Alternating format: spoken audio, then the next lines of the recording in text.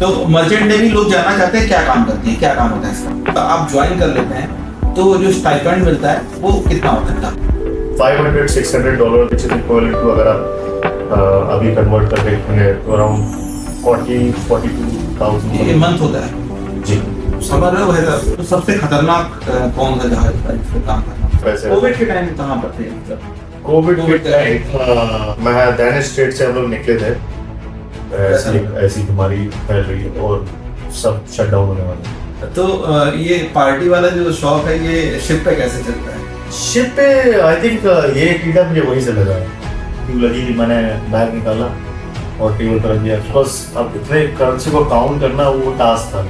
उन्होंने I think कभी Indian भी नहीं देखा था। अच्छा, तो पहली बार किसी इंडियन को फर्स्ट इंडियन कंट्री। बहुत सारी घटनाएं सुनी हम लोगों ने कि शिप से काफी सारा सामान गिर जाता है। रील्स में ही देखा, वो आईफोन का डिब्बा मिल रहा है, आईफोन निकल रहे हैं, तो ऐसा कुछ आपको मिला कभी? तो शिप विशाखापट्टनम से निकला और वेरी नेक्स्ट डे जो शिप के फर्स्ट इंजीनियर था उनको हार्ट अटैक आ गया।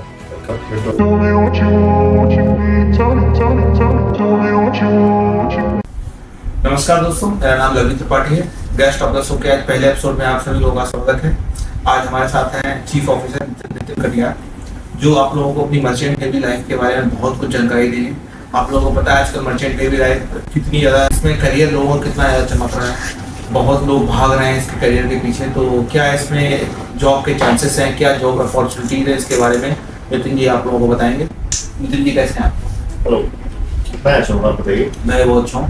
तो सबसे पहले मैं आपसे जानना चाहूँगा कि आपकी करियर में शुरुआत कैसे? 2006 में मैंने जब 12th किया था, उसके बाद मोस्टली उस टाइम मर्चेंट नेवी के बारे में लोगों को आइडिया नहीं था। तो मैं भी भीड़ के साथ सब लोग इंजीनियरिंग में जाना चाहते थे। तो मेरे सारे फ्रेंड्स जो है, क्लोज फ्रेंड्स, सब इंजीनियरिंग की तरफ गए। तो मैंने भी वो एक्चुअली टाइम था इंजीनियरिंग का। मैं देखा था उसमें बूम था इंजीनियरिंग का, सब हर आदमी इंजीनियर, हर किसी को इंजीनियर बनना था और मतलब जॉब्स की आईटी और ये मतलब मैकेनिकल फेज आउट हो रहा था और आईटी बूम कर रहा था बिकॉज इंटरनेट और so many things were happening. तो बहुत लोगों ने सजेस्ट किया कि हाँ इंजीनियरिंग ट्राई करो, मैथ्स फिजिक्स वगैरह तो कई मैथ्स साइड जो होता है जनरली। तो ट्राई किया। फर्स्ट टाइम में तो सबका टारगेट वही आईआईटी AEEE। तो वो एक साल करने के बाद मुझे समझ में आया कि हाँ I have to work harder. तो उस साल कुछ हुआ नहीं। तो फिर मेरे फ्रेंड ने बोला कि जो ऑलरेडी पहले साल उसने ड्रॉप नहीं लिया था, he went for this college जहाँ से मैंने पढ़ाई करी। तो वो ऑलरेडी मेरा सीनियर हो गया था। तो एक वेकेशन में आया घर, तो आई वाज अपसेट कि हाँ कोई कॉलेज नहीं मिल रहा है, मेरी पसंद का स्ट्रीम नहीं मिल रही है। तो उसने बोला कि इसका एग्जाम होने वाला है तो उसका फॉर्म भर दो और ट्राई करो। तो प्रिपरेशन थी, तो फॉर्म वगैरह भरा, इसका एंट्रेंस हुआ। अगले 3 महीने मुझे टाइम मिला तो एंट्रेंस हुआ यहीं लखनऊ में, इसका सेंटर पड़ा था। किस कॉलेज से किया था आपने? उस टाइम तोलानी मैरीटाइम इंस्टीट्यूट जिससे मैं पढ़ा हूँ, वहाँ पे एक ये लोग अपना TMI SAT जो है एंट्रेंस अलग से कराते थे।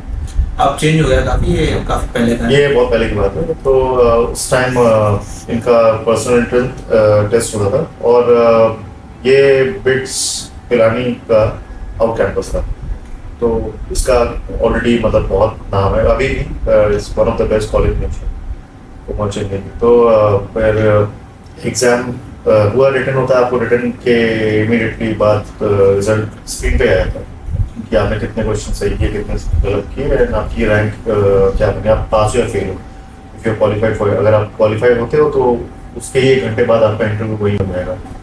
तो नौकरी की, हाँ, तो इंटरव्यू हुआ।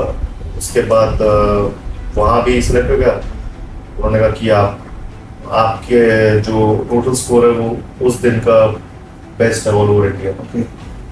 तो फिर मैं घर आ गया एंड अंदर से वही चल रहा था, but I was not prepared. किसी को पता नहीं, मुझे भी नहीं मालूम है क्या होना है। हाँ, क्या होना आ गया। अब वो लड़का जो मेरे साथ, मेरा ऑलरेडी सीनियर हो गया था, उसको भी मतलब वो तो अभी वो पास आउट हुआ नहीं है। तो मेरे को भी डाउट था कि यार ऐसा क्या होना है, ये तो डूबेगा और मैं भी जाऊंगा। इसलिए डूबे तो उसी समुद्र में।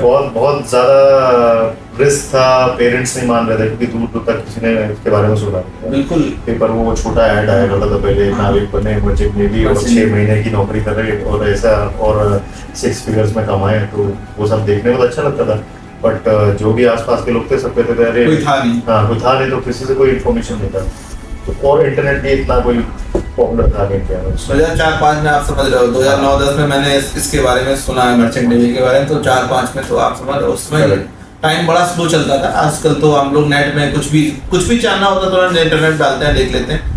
आपको पता है उसमें वो 2G प्लान चला करते थे, हाँ इंटरनेट 2G नहीं, वो GPRS चलता था। हाँ GPRS चलता था, आप समझ जाइए। जिसमें आप धोखे से कुछ बटन दबा दिए और पैसे कट गए, नहीं तो PU के कोड मांग लेता था। तो ऐसे बहुत फंसा हूँ मैं। सबने ही एक बार एक्सपीरियंस। तो कुछ ऐसे हुई शुरुआत भैया की मर्चेंट नेवी में। तो मर्चेंट नेवी लोग जानना चाहते हैं क्या काम करती है, क्या काम होता है इसका? मर्चेंट नेवी बेसिकली ये लोग गुड्स जो है कमोडिटीज प्रोडक्ट को एक प्लेस से दूसरे प्लेस लेके जाते हैं, एक देश से दूसरे देश। हाँ, तो आप जैसे अभी आज के जमाने में ऐप है porter.com, तो वही चीज है। porter.com देश के अंदर कर रहा है, एक शहर के अंदर कर रहा है, ये देश कंसाइनमेंट अपना बुक किया, शिप होगा, शिपर आप शिपर हो और जिसका शिप है वो एज ए मतलब अपनी सर्विसेज के लिए विल बी पेड कि हाँ मैं ये गुड्स को यहाँ से वहाँ लेके जाऊँगा, सेफली ट्रांसफर करूँगा, तो उसका हमको पेमेंट मिलता है। That's how this works. तो मर्चेंट नेवी लोग अगर ज्वाइन करना चाहें, हमारे सब्सक्राइबर या हमारे दोस्त लोग, तो कैसे कर सकते हैं? क्या आप बताना चाहेंगे कुछ? किस क्लास के बच्चे किस जी अभी प्रोसीजर बहुत ज़्यादा चेंज हो चुका है। अभी IMU का कॉमन एंट्रेंस एग्जाम होता है ऑल ओवर इंडिया। उस एग्जाम के लिए आई थिंक जनवरी में सिलेक्शन फॉर्म भरना होता है। उसके बाद आपको स्पॉन्सरशिप के लिए आपको जो भी कंपनीज है मर्चेंट नेवी की, आप वेबसाइट पे आप गूगल पे सर्च करोगे आपको सारे लिस्ट मिल जाएगी, तो आप उनके एग्जाम सेलेक्ट करो। बेसिकली स्पॉन्सरशिप इज रिक्वायर्ड कि आप जब आप कॉलेज में एडमिशन लोगे तो they will take care of the fees, और स्पॉन्सरशिप इसे बोलते हैं। और जब आपका वजीफा मिलता है सरकार में, तो जब आपने कॉलेज कंप्लीट किया तो they will take you as cadet, तो आप वहाँ ट्रेनिंग करोगे और फिर वही इवेंचुअली एग्जाम क्लियर करके ऑफिसर बन जाओगे। तो ये स्पॉन्सरशिप होता है। तो ये स्पॉन्सरशिप देते क्यों हैं? क्या आपको फिर उसी कंपनी में नौकरी करनी पड़ती है? बहुत सी कंपनीज बॉन्ड भी साइन कराती हैं कि आप अगर इन केस ड्रॉप आउट कर जाते तो then आपको फाइन पे करना पड़ता है। अच्छा, मतलब तो बट वो ही एक सिक्योर तरीका है आज की डेट में। आप स्पॉन्सरशिप लेके ही जाते हो। अगर आप DNS कर रहे हो, डिप्लोमा इन नॉटिकल साइंस, अगर आप रेटिंग GP रेटिंग से जा रहे हो, उसका प्रोसीजर थोड़ा और डिफरेंट है।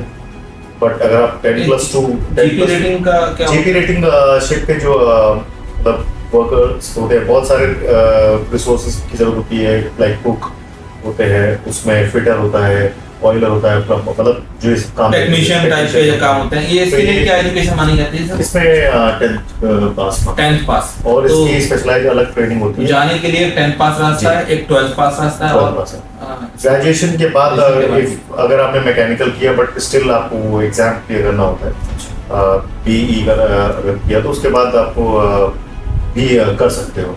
बट आई सजेस्ट कि मतलब स्पेशलाइजेशन है, अगर स्टार्टिंग से आप वो चीज़ करो तो वो बेटर होता है, आपका वो उतना टाइम बच जाता है। तो वही है कि लोगों को जानकारी नहीं होती, फिर बाद में नहीं अब इसमें नहीं इसमें जाना है, तो वो चीज़ें अगर स्टार्टिंग से क्लियर हो तो अच्छी रैंक पे अगर आपको जाना है तो आपको अच्छी पढ़ाई करनी पड़ेगी, ग्रेजुएशन तक चाहिए और फिर ज्वाइन करिए, तो आपको अच्छी रैंक तक पहुंचने में तो आसानी रहेगी और इज्जतदार नौकरी, इज्जतदार पैकेज मिलेगा। हाँ, वो इसमें जो ग्रेजुएशन मतलब जो BS नॉटिकल साइंस होता है और एक मरीन इंजीनियर होता है, तो ये दोनों मतलब फुल फ्लेज कोर्स होते हैं एज गुड एज BTech। तो उसमें भी आपको डिग्री मिलती है। तो डिग्री के बाद you are eligible for 12 months training on ship. फिर 12 महीने आप शिप पे ट्रेनिंग पैसे मिलता है, स्टाइपेंड मिलता है। स्टाइपेंड। हाँ, तो वंस यू कम हो आपको फिर DG शिपिंग जो है अपनी director general of shipping India, वो एग्जाम कंडक्ट कराती है। हर महीने उसके एग्जाम होते हैं, तो आप वो सर्टेन कुछ कोर्सेज होते हैं STCW के, वो कोर्सेज करने के बाद आप उसमें अप्लाई कर सकते हैं फॉर्म फिल करके। फिर उसका एग्जाम होता है। एग्जाम क्लियर होने के बाद इंटरव्यू होगा, मतलब ओरल एग्जाम होता है। वो होने के बाद वो लाइसेंस मिल जाएगा, फिर प्रमोशन। मतलब ये था प्रमोशन का तरीका। और जिंदगी में मतलब मेहनत लगातार अंतिम पड़ाव तक जारी रहती है। हाँ। बस सोचिएगा कि आप नौकरी पा लिए तो बस आपको अगर ऐसे ही आप प्रमोट होते हो, प्रमोट होने के लिए आपको पढ़ाई जारी रखनी पड़ेगी और पढ़ते रहिए, आगे बढ़ते चलिए। तो एक चीज़ मुझे और पूछनी है कि जब आप ज्वाइन कर लेते हैं तो जो स्टाइपेंड मिलता है वो कितना होता है लगभग? कैडेटशिप में I think $500-600 which is equivalent to, अगर आप अभी कन्वर्ट करके देखेंगे तो अराउंड 40-42,000 ये मंथ होता है जी। समझ रहे हो भाई साहब? आपको ट्रेनिंग में $600 848,000 मतलब 50,000 रुपए आपको लगभग ट्रेनिंग में मिलेंगे। और जो 12 महीने को गया फिर ट्रेनिंग के बाद सैलरी कितनी होती है लगभग? सैलरी पहला जब आप स्टार्ट करोगे तो करीब 2 से 2.5 के 2 से आसपास। 2.5 लाख रुपए। हाँ, तो ये ऐसी जॉब है जहाँ पर बीटेक के करने के बाद आपको पता है कितनी मारामारी, कितनी मेहनत करनी पड़ती है। मैं कोई बीटेक वालों को वो नहीं कह रहा, बट ये एक ऐसी जगह है जहाँ पर अगर आप आकर मेहनत कर रहे हो तो आपके पास कंपटीशन बहुत कम है ना? उतना कंपटीशन नहीं कि वो लोगों को जानकारी। कंपटीशन से ज्यादा मैं कहूँगा इसमें विल पावर चाहिए। विल पावर से रुकने के लिए। क्योंकि जाते तो सब है, सबका मन है, कौन नहीं चाहेगा कि हाँ। मैं जल्दी से पैसे कमा लूँ, अपने पैरों पर खड़ा हूँ। बट वो जो जर्नी है ना उसको कंटिन्यूस डिलीजेंटली फॉलो करना और वो टीम प्लान को स्टिक करना वो थोड़ा डिफिकल्ट होता है, बहुत मुश्किल होता है। मैं आपको अपनी बताता हूँ, तो एक्सपीरियंस लोग हैं। मैं जब पहली बार मुंबई से वो पड़ता है, वो कौन सी जगह है भैया वो बीच में जहाँ लोग घूमने जाते हैं, अजंता एलोरा गुफा। मैं मुंबई से पहली बार अजंता एलोरा गुफा घूमने के लिए गया तो सिर्फ जर्नी 45 मिनट की थी। और 45 मिनट मुझे ऐसा लग रहा था कभी मैं पहुंचूंगा और मुझे उल्टी आने लगी थी। और 45 मिनट में ये हाल था, तो फिर आप समझ रहे हो आपको 45 दिन नहीं, आपको और ज़्यादा समय तक वहाँ काटने। तो मुश्किल सफ़र है। ऐसा नहीं है कि आपको अगर इतनी सैलरी मिल रही तो बहुत आसानी से मिल रही, मतलब लगता बहुत आसान है। कहते हैं ना सबको दूसरे के पैसे अच्छे लगते हैं, बट बहुत मेहनत का काम होता है। ये भी हाँ हार्ड अर्न मनी है, इसमें मेहनत बहुत है। लोग आते बहुत हैं, मतलब ऐसा होता होगा कि बहुत जब स्टार्टिंग होती होगी तो बहुत लोग आते होंगे और बीच में भागने वाले बहुत सारे हो जाते होंगे, नए बच्चे बहुत भागते होंगे। हाँ, बहुत लोग ऐसे करते हैं कि इनफैक्ट कॉलेज शिफ्ट देखा भी नहीं है, उससे पहले ही माइंड चेंज हो गया, या family issue, girlfriend issue, boyfriend issue, whatever, मतलब कोई भी है वहां तक पहुंच भी नहीं क्योंकि आप 6 से 8 महीने जब जहाज पर रहोगे और तो घर वाले बड़ा परेशान होते हैं, मेरा बच्चा कहाँ जाएगा, इस टाइप के लोग भी नहीं कर पाते। जब तक आपका विल पावर मजबूत नहीं होगी बुलाना, तब तक आप वहां पर रुक के जॉब नहीं कर पाओगे। क्योंकि अगर आपने हिम्मत तोड़ दी तो आपको फिर वापस ही आना पड़ेगा। हमने ये भी सुना है कि इंडियंस की बहुत डिमांड होती है मर्चेंट नेवी में, ऐसा नहीं है? इंडियंस की मैं कहूँगा सिर्फ इस फील्ड में क्या, हर फील्ड में ही डिमांड है। Because if you are honest to your work और हार्ड वर्किंग, ये हम लोग के अंदर इनबिल्ट है कि हार्ड वर्किंग है। दिस इज नॉट बिकॉज कि मतलब सिर्फ पर्टिकुलरली हमारी नेशनलिटी है, फिलिपिनोज भी है, they are very good, very hard working people. But yes, मैं कहूँगा more less Indians, Filipinos, they are equivalent, मतलब हार्ड वर्क। तो मतलब हम लोग बहुत मेहनती होते हैं, इसलिए हमारी बहुत ज़्यादा डिमांड है और हमारी इज्जत है, तो इसको बनाए रखिएगा। आप लोग ऐसा मत करिएगा कि बाहर जाके बेइज्जती कराएं। जी। तो सैलरी हमने सुना टैक्स भी होते हैं, ऐसा भी होता है? हाँ, as per Indian tax law जो है उसके अंदर सैलरी नहीं आती है हम लोग इस लाइन में, बिकॉज हम लोग डॉलर दूसरी फॉरेन करेंसी में अर्न कर रहे हैं और वो यहाँ कन्वर्ट हो रही है आपके करेंसी में, और you are spending more than 183 days outside India, तो आप एनआरई स्टेटस में आते हैं, तो वो जो सैलरी होती है वो टैक्स फ्री होती है। एनआरआई आप कुल मिला के आपको एनआरआई का दर्जा प्राप्त होता है, इसलिए आपको टैक्स नहीं देना पड़ता। मतलब आप समझ लो अगर 2 लाख रुपए महीना भी आप कमा रहे हो तो साल के हो गए 24 लाख, और 24 लाख के हिसाब से आपको 30% टैक्स देना पड़ेगा। मतलब कितना हो गया? 8 लाख। 8 लाख रुपए टैक्स आप देंगे, अब 16 लाख बचेगा। और अगर आप एनआरआई हैं, मतलब आप मर्चेंट नेवी में जा रहे हो, तो आपके वो 8 लाख बचेंगे और आप 8 लाख में क्या कर सकते हो? घूम सकते हो भाई महीने में। भाई जो टाइम आपको बच रहा है बढ़िया, तो घूमे क्या, आप घूमने का मन ही खत्म हो जाता है, ऐसा होता होगा ना? इतना घूमते होगे कि घूमने का मन खत्म हो जाता होगा। ये बहुत इंटरेस्टिंग चीज़ है। मैं पहले सोचता था कि अच्छी जॉब है और इतना घूमने को मिलता है, बट घूमा भी। कोविड के बाद ये लोग चीज़ें यहाँ भी नहीं, आपके देखते हो ऑफिस से बहुत कंपनीज का जो वर्क कल्चर है चेंज हो गया, वर्क फ्रॉम होम स्टार्ट हो गया, which one never being a part, और किसी ने एक्सपीरियंस भी नहीं किया था, वी लर्न समथिंग न्यू। और same goes for outside world also, shaping बहुत इफेक्ट हुआ है। हम लोग जो पहले किसी भी पोर्ट पे हम लोग मतलब बाहर जाते थे, शॉपिंग करने को मिलता था, या कुछ वहाँ की लोकल कुजीन है कुछ खाने का, या कहीं भी घूमने जाने का मन था, वो चीज़ें ना धीरे धीरे करके अभी फेज आउट होती जा रही है। बहुत बहुत रिस्ट्रिक्शन लग चुके हैं, और मुझे नहीं लगता कि अभी वो वापस से रिवाइव होएंगी या नियर फ्यूचर मतलब उतना अच्छे से चालू हो पाएंगी, तो मुझे नहीं लगता है। तो अभी रिसेंटली आफ्टर लॉन्ग टाइम मैं अपनी फैमिली के साथ सिंगापुर गया इस वेकेशन में, एंड देन आई रियलाइज कि फैमिली के साथ लीव लेके जाना और घूमना, टाइम स्पेंड करना, that is a totally different experience. कि अगर आप शिप से जाते हो, वहाँ लिमिटेड टाइम भी होता है आपके पास, आपको वापस शिप पे भी जाना है, आप चीज़ें इतनी जल्दी एक्सप्लोर नहीं कर सकते। 2-3 दिन के लिए आप किसी पोर्ट पे रुकते हैं? हार्डली 24-25 आवर्स, 24-25 घंटे में क्या करेंगे? जी। तो जिम्मेदारियां भी शिप की भी जिम्मेदारी है। शिप आपको अपना ड्यूटी रोस्टर भी कंप्लीट करना है, आपको अपनी जॉब भी करनी है, इमरजेंसी तो आप हो सकता है ना भी जा पाओ। तो बहुत बहुत बहुत वो कहते नहीं, थिन लाइन है अभी, वो शोर लीव जिसको बोलते हैं, वो चीज़ें बहुत बहुत बहुत मिनिमम है। तो जब किसी पोर्ट पे आप पहुंचते हैं तो आपकी ड्यूटीज क्या होती हैं? मैं चीफ ऑफिसर हूँ, तो मेरी ड्यूटीज है कार्गो, जैसे मैं ऑयल टैंकर पे हूँ, तो जो क्रूड ऑयल होता है उसको लोड और डिस्चार्ज करना, मतलब जो शिप पे पंप्स होते हैं उनको मशीनरी को ऑपरेट करना, और पोर्ट का जो पूरा ओवरऑल इंचार्ज ऑपरेशन का वो मैं होता हूँ। तो एक्चुअली देखा जाए तो now it's very difficult for me to go, मैं बाहर नहीं जा सकता बिकॉज मेरा यही काम होता है पोर्ट पे मोस्टली। मतलब ऐसा भी होता है कभी कभी कि आप अगर मान लो आपने अनलोड कर रहे हो और कोई गलती हो गई, कुछ नुकसान हो गया, ऐसा भी होता है, ऑयल फैल गया? जरूर, डेफिनेटली मरीन लॉ है और स्टेट लॉ होते हैं, इंटरनेशनल लॉ होते हैं, तो आपको इसी चीज़ की हम लोग पढ़ाई करते हैं कि आपको keep this thing in mind.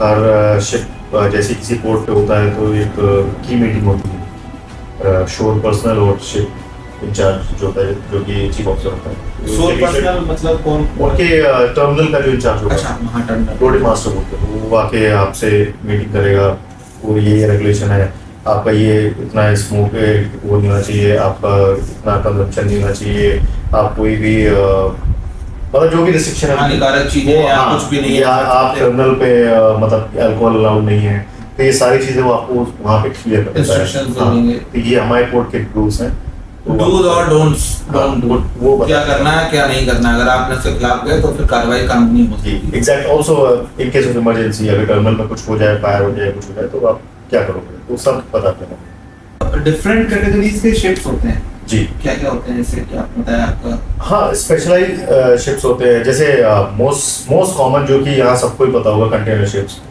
जो आपने देखा होगा ट्रक में या स्टेशन पर जो ट्रेन चलती है, मालगाड़ी वगैरह चलती है, तो कंटेनर्स जा रहे होते हैं, तो ये कंटेनर्स एक्चुअली शिप से आते हैं, और उसके बाद फिर इनको इन रूट्स जो होते हैं सिटीज तक पहुंचाने का काम।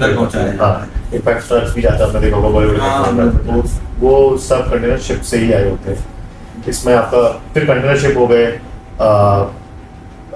पैसेंजर शिप्स हो गए, रोरो शिप्स हो गए, रोल ऑन रोल ऑफ, जिसमें कार्स वगैरह लेके जाते हैं ड्राइव करके। मर्सिडीज की और BMW की कारें जर्मनी से ही आती हैं। जी, कार फिर हो गया ऑयल टैंकर, जो कि मैंने बताया क्रूड ऑयल कैरी करते हैं, फिर सीमेंट कैरियर आते हैं,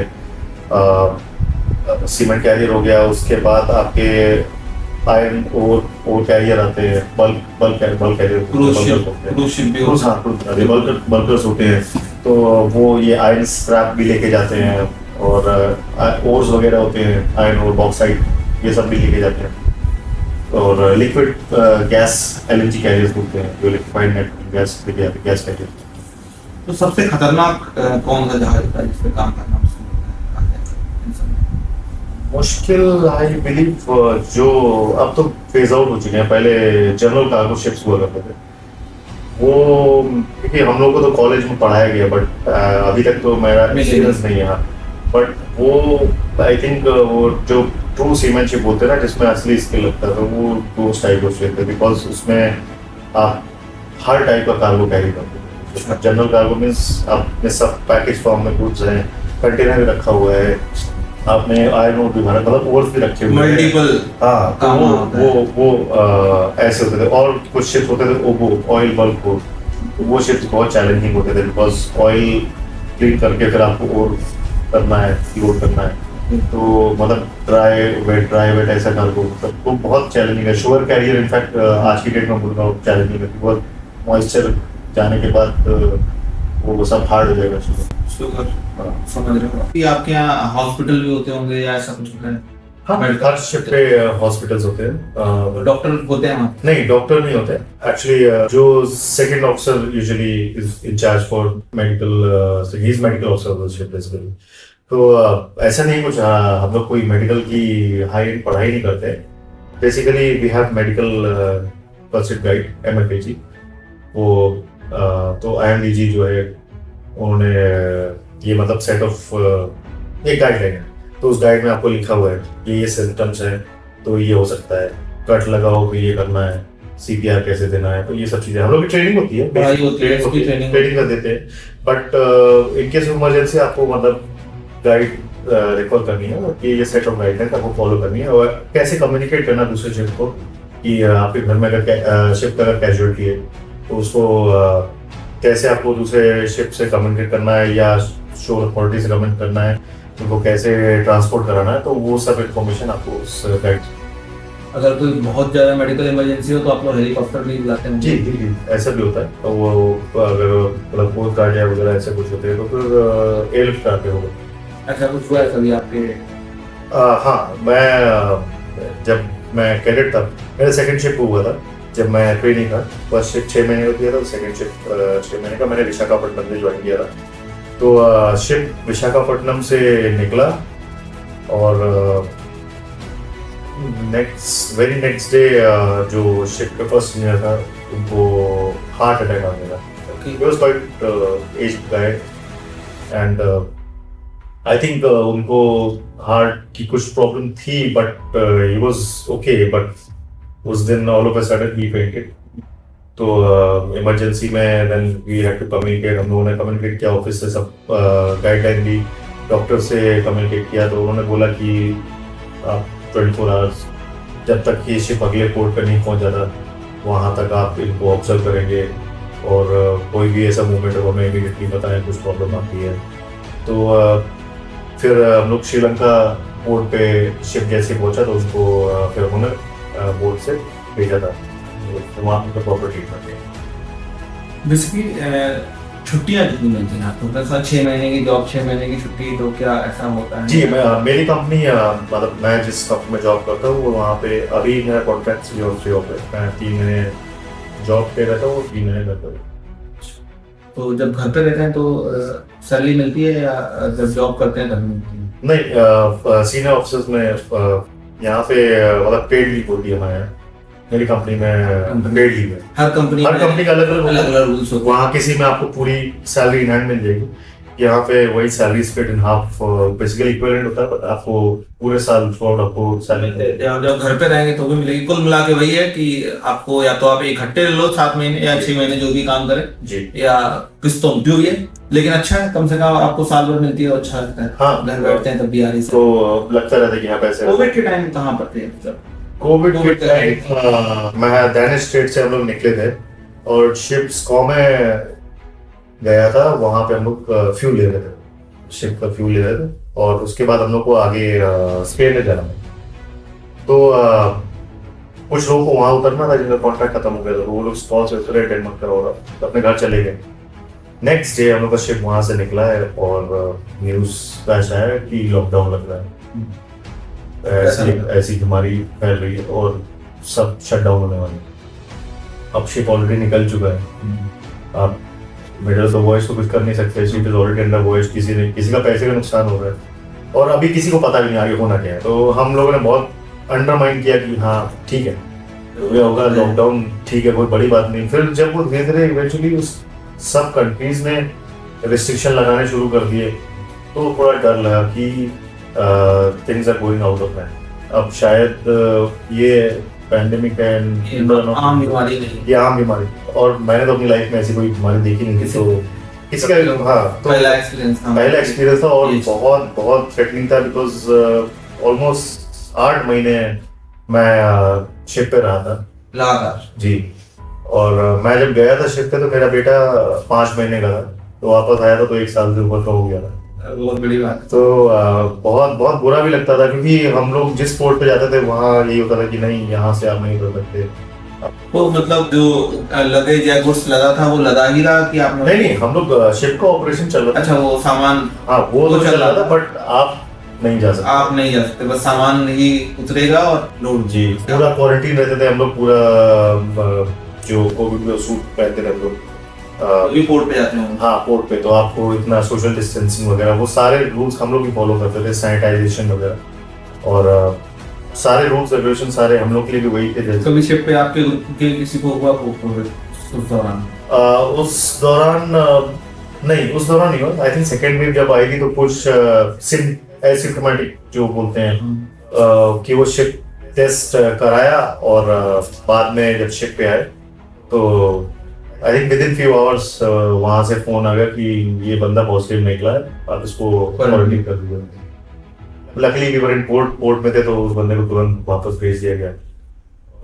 बस ये है कि जिसको वो रिप्लेस करने आया था वो फंस गया रिपोर्ट के लिए, तो ऐसा हो जाता है। बहुत चैलेंजेस होते हैं हम लोग की लाइफ में कि आप जब तक आपका जो रिलीवर है जो आपको घर से चल चुका है और आपके जहाज पे सामने आ जाए, इनफैक्ट मैं तो कहूँगा आप जब तक जब तक आप शिप से खुद उतर के ना चले, अच्छा, तब तक आप ये मत मानो कि छुट्टी पक्की है।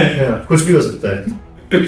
तो सही है, लेकिन बहुत आशा होती है कि आप घर जा रहे हैं। बहुत अच्छा। आई थिंक वो जो फीलिंग है हर बार वही फीलिंग होती है सेम, चाहे जितने साल हो जाए, चाहे जितने एक्सपीरियंस हो जाए, बट वो जो फीलिंग है कि जब घर जिस दिन जाने का होता है तो आप जान मान लो वो वाला हाल होता है, तो बहुत खुशी होती है। छुट्टियों में घर आके क्या करते हैं, मतलब कैसे टाइम पास होता है? पहले तो जब शादी नहीं हुई थी तब तो दोस्तों के संग घूमना, मैं बताया था कि जो इंजीनियरिंग वगैरह कर रहे थे वो भी जॉब करने लगे थे।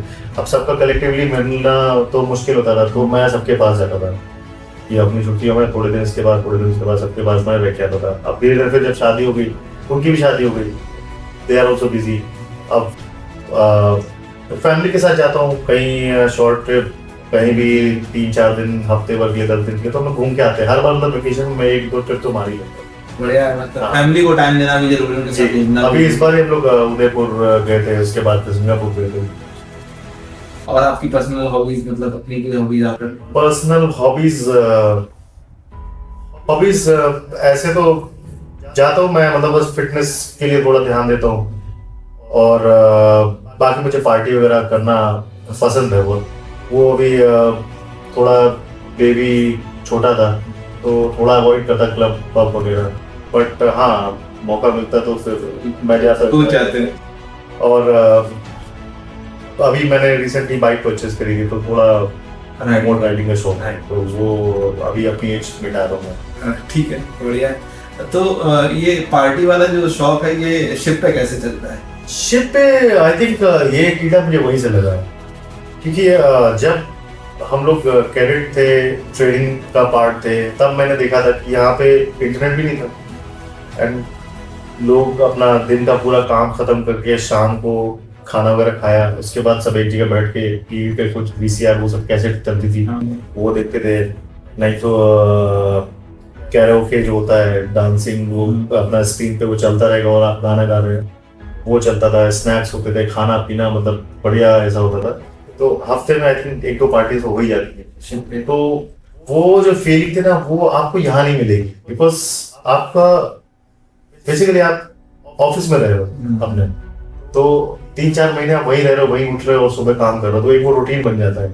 तो उस बोर्डम को किल करने के लिए तो ये पहले जमाने से ऐसे, हाँ, तो लोगों ने इजाद किया कि हाँ चलो साथ में बैठ के। फिर धीरे धीरे अभी आई थिंक जैसे इंटरनेट आ गया है, अभी स्टारलिंक जो लेटेस्ट अपडेट है उससे आई थिंक हम लोग का internet is as good as yours. हम लोग भी वहाँ पे उतने हाई स्पीड इंटरनेट यूज करते हैं। हाँ, पर डे 1 GB इंटरनेट मिलता है हम लोगों को, 1 GB और 2 GB इंटरनेट मिल जाता है 4G स्पीड, तो that is more than enough.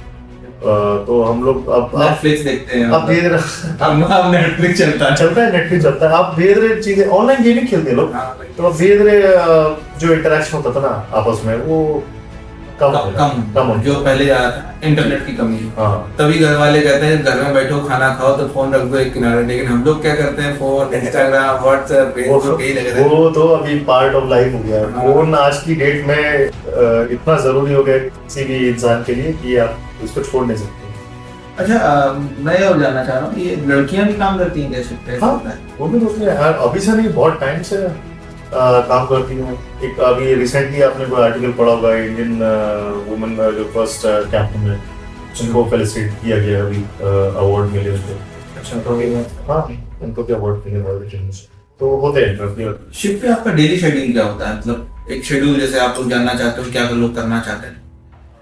Daily schedule होता है जैसे चीफ ऑफिसर को सुबह 4 बजे से लेके 8 बजे तक ब्रिज वॉच करनी होती है, जो शिफ्ट चलाना होता है। उसके बाद 8 बजे के बाद नीचे आता हूँ, अपने क्रू के संग मीटिंग होती है। मीटिंग के बाद पूरे दिन का जॉब डिस्कस होता है। उसके बाद मैं अपना ब्रेकफास्ट वगैरह लेता हूँ, फ्रेशन अप, एंड देन मैं अपने ऑफिस में बैठता हूँ। फिर जो भी मेल सॉर्ट करने होते हैं, जो भी पूरे दिन का ऑर्डर होता है, काम होता है, उसको एग्जीक्यूट करना, जो डेली टास्क होते हैं वो करना। फिर by noon time I go for rest. फिर शाम को 4 बजे से 8 बजे तक फिर शिफ्ट चलाने की होगी। मतलब पूरे दिन ही 4 बजे से काम स्टार्ट हुआ तो काम चलता तो इसमें मतलब स्लॉट्स में काम होता है, तो आपको मतलब अपना टाइम मैनेजमेंट बेसिकली अच्छा होना चाहिए, क्योंकि वहाँ पे आपकी नींद हुई है नहीं हुई है, बट आपको ड्यूटी तो आना है। ड्यूटी तो आना है। कभी ऐसा होता है तबीयत खराब है तो आप रिप्लेसमेंट में? हाँ, ऐसे है, कवर अप करते हैं। Many times I see captain also feeling, अगर ऐसा कुछ होता है कोई नहीं उस कंडीशन में, and which is ethical also, because किसी नोन आपको कोई हैजर्ड है कि पता है ये चीज हो सकती है और बंदा सही से डिसीजन की वॉच नहीं कर सकता है, तो फिर बेहतर है कि आप उसको रिप्लेस करके उसको थोड़ा रेस्ट दे दो। तो ये दिस इज बाद में वो अपनी जॉब पूरी करे, अपना आपकी जगह करे, होता है। मतलब हम आपकी जगह कर लेंगे, आप हमारी जगह कर लो। Yes. मतलब ये तो वहां से फैमिली से कनेक्शन में कैसे है? यही सेम इंटरनेट होता है दिन में, मतलब व्हाट्सएप पे जब भी कॉल होगी। हाँ, दिन में एक बार कॉल हो जाता है। आप उतना ज्यादा तो नहीं टाइम मिलता, आपको सोना भी है और बहुत सारी चीजें भी करनी होती है, कभी कभी एक्स्ट्रा भी होता है टाइम, बट हाँ, दिन में एक बार घर पे कॉल हो जाता है। कभी ऐसा होता है कि इंटरनेट डाउन हो, काम बात ही नहीं हो पा रही? हाँ, हुआ था ऐसा। हम लोग शिप पे इंटरनेट था, हम लोग जिब्राल्टर से निकल के जा रहे थे टेक्नी UK. On the way English channel cross करने पे वहाँ थोड़ा वेदर रफ था, आई थिंक समहाउ जो इंटरनेट का टोन था कुछ तो प्रॉब्लम आ गया, मैलफंक्शन हो गया और इंटरनेट कट ऑफ हो रहा था। तो वी सस्पेक्टेड कि शायद कुछ प्रॉब्लम हो, ट्रबल शूटिंग हुआ, ऑफिस से कुछ कम्युनिकेशन हुआ। We were not able to find out. जब तक हम लोग टेक्नी यूके पहुंचे, वहाँ से ऑपरेशन हुआ, शिप निकला और very next day I still remember, मेरा बर्थडे था वो और मैं ड्यूटी खत्म करके और जैसे ही नीचे आया तो मैंने खोला, बहुत सारे लोग नेट चालू किया, बहुत सारे लोगों के मैसेजेस पड़े थे। मैं अपनी वाइफ को मैसेज टाइप करने का कि थैंक यू वो मैसेज गया नहीं, और वो दिन था और I think almost 25 days net नहीं आया। 25 दिन? जी, जब तक हम लोग न्यूयॉर्क नहीं पहुंच गए तब तक इंटरनेट नहीं था शिप पे। Only option was satellite phone, तो आई इमीडिएटली इन्फॉर्म कि हाँ ऐसा हो गया। फिर जब हम लोग नेक्स्ट पोस्ट में पहुंचे तो सर्विस टेक्नीशियन आया, तो उसको हम लोग हाथों में उठा के लेके वाई कर दे, आप यहाँ के भगवान वाई कर दे। तो वो सीवा तब रियलाइज हुआ कि कितना इम्पोर्टेंट चीज है इंटरनेट आज की युग में।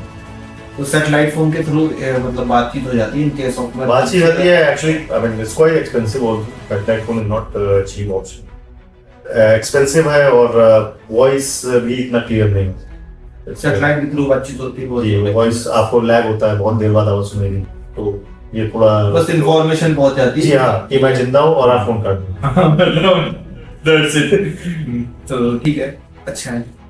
कभी ऐसा होता है कि आपका शिप तूफान में फंस गया हो और तूफान बहुत इनफैक्ट तूफान से ज्यादा मैं कहूँगा कि जब पार्ट ऑफ ट्रेड है आप जब अटलांटिक ओशन मोस्टली विंटर्स में बोलते हैं one of the worst places to travel, तो बहुत ज्यादा रफ वेदर होता है, साइक्लोन्स आते रहते हैं वहाँ पे। Same goes for our Indian Ocean, जब मानसून सीजन आने वाला है पड़ता जुलाई से सितंबर के बीच में, तो Indian Ocean is very very rough at time. फिर वर्ल्ड के कुछ लोकल पार्ट्स है, जैसे आप जैसे पैसिफिक में आते रहते हैं, बिकॉज वहाँ पे water mass is so huge, there is no hindrance. तो पानी जब कोई टर्बुलेंस ट्रैवल करता है तो इट गोज फार बियॉन्ड, बहुत बहुत बड़ा साइक्लोन बन जाता है। दैट्स द रीजन कि जापान और फिलीपींस में इतने सारे साइक्लोन पैसिफिक ओशन बहुत सबसे बड़ा समुद्र है ये, और एक जगह शुरू हुआ अगर आंधी तूफान तो फिर वो बहुत लंबा खिंचता है जी। तो ये सेम आपका अर्जेंटीना, सॉरी साउथ अमेरिका के नीचे केप हॉर्न बोलते हैं जी, वहाँ पे भी बहुत साइक्लोन, बहुत खराब वेदर हमेशा वहाँ का वेदर मोस्टली बहुत ज्यादा खराब रहता है।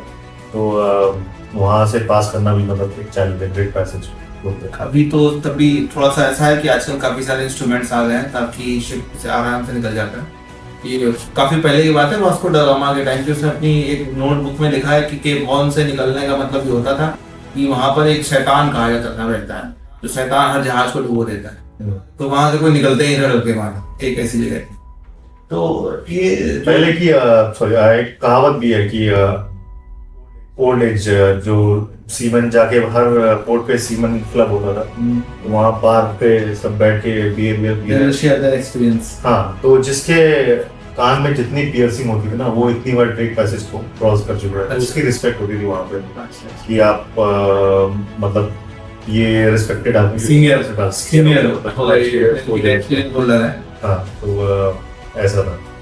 ये बर्मुडा ट्रायंगल में भी कुछ ऐसे ही हमने सुना क्या है? बर्मुडा ट्रायंगल वो एक होक्स है, आई थिंक मिसकंसेप्शन है, और या फिर एक्चुअल ट्रूथ है। मैंने ऐसा कुछ एक्सपीरियंस किया है, and it's a world wide international route है। वहाँ से शिप्स जाते हैं जो भी बहामास और मतलब अटलांटिक क्रॉस करते हैं, वो उसी रूट से जाते हैं। किया है? हाँ, मैंने किया सेवरल टाइम। नॉर्मल है, मतलब ऐसा कुछ एक्सपीरियंस नहीं किया। आई थिंक वो वहाँ पे वहाँ से ज़्यादा अगर आप जाओगे फर्दर नॉर्थ जाओगे, आप कनाडा की तरफ जाओगे, या तो वहाँ से जो फॉकलैंड करंट्स आती हैं, जो कोल्ड ब्रीज लेके आती हैं, और वहाँ से जो आइसबर्ग्स वगैरह फूड होके आ जाते हैं, आइस वो reason that I think was one of the reason for Titanic जो सिंक हुआ था। हाँ, वो भी मतलब वहीं पे हुआ था, बिकॉज ये आइस जो आइसबर्ग, पहले ऐसी टेक्नोलॉजी भी नहीं थी, इतना जल्दी डिटेक्ट नहीं कर पाते थे।